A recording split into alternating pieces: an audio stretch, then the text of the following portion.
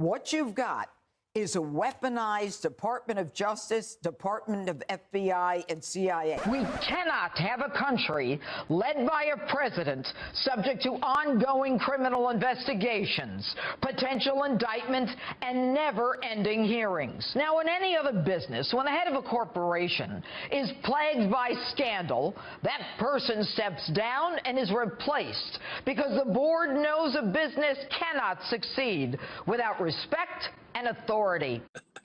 Got him.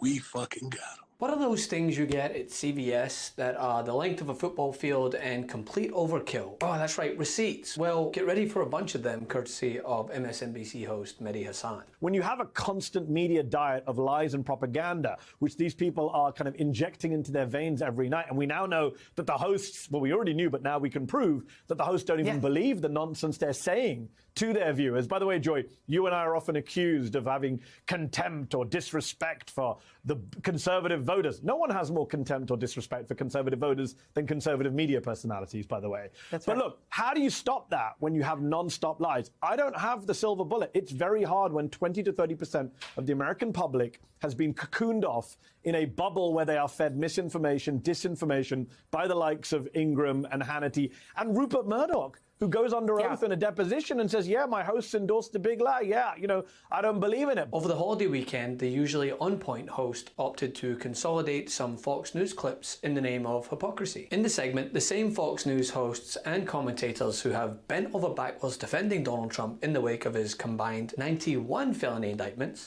Whatever you think of the photo, this is not something to take lightly.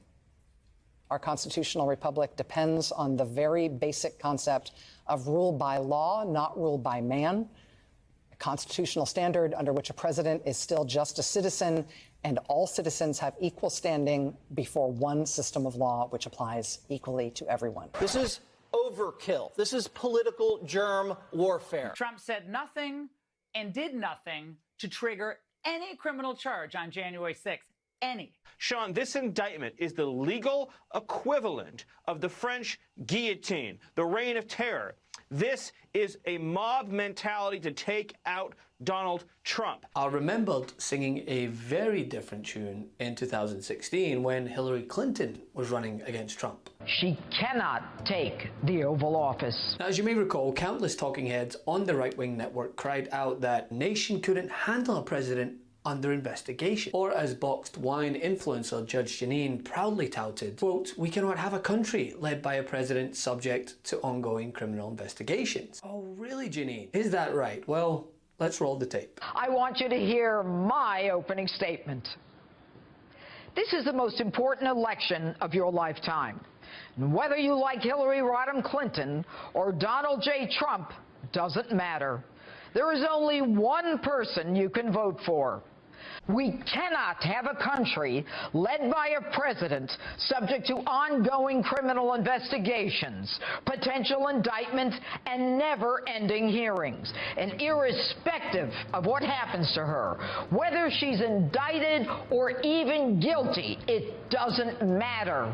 Her guilt is a moot point.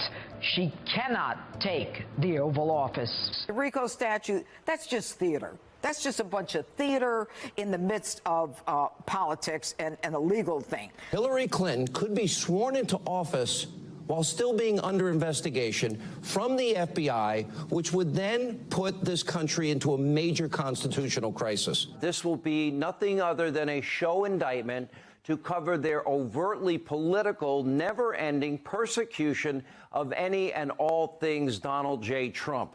She's under FBI investigation less than 2 weeks before the presidential election. Holy smokes. Yes, Donald Trump is a flawed man, but his sins are minor compared to those of his persecutors. The American people are about to have a candidate who is clearly going to be under criminal investigation for the entire first and second year of her presidency. All these indictments are about politics. Not a single one of them is about the law. Hasan's team perfectly put together the montage where the usual ballads were sung. Everything from this is nothing other than a show indictment to a witch hunt. I know this doesn't count in a court of law, but do you think Trump had any idea that He was breaking the law when he was asking Mike Pence not to certify? To a deflection from Hunter's laptop. You can expect that there's going to be Russian disinformation in the form of a Hunter Biden laptop. And that's when they interfered with the presidential election for the second time. And 51 CIA intelligence agents. So we've got the DOJ, the FBI, the CIA say, oh, this is Russian disinformation, when we know damn well it wasn't Russian disinformation. And in the end, you come to the conclusion that it's interesting how one walks when the shoe is on the other wildly dysfunctional foot. But what they do is they put out this narrative indictment. Oh, this is a story of wrongdoing, national defense. And let's put in espionage. We can kind of tie it into the Russian collusion. So people will say, oh, it could have been the Russians. This is nonsense. When a woman under federal criminal investigation who's lied repeatedly to the American people is elected, do you think they'll take her at her word?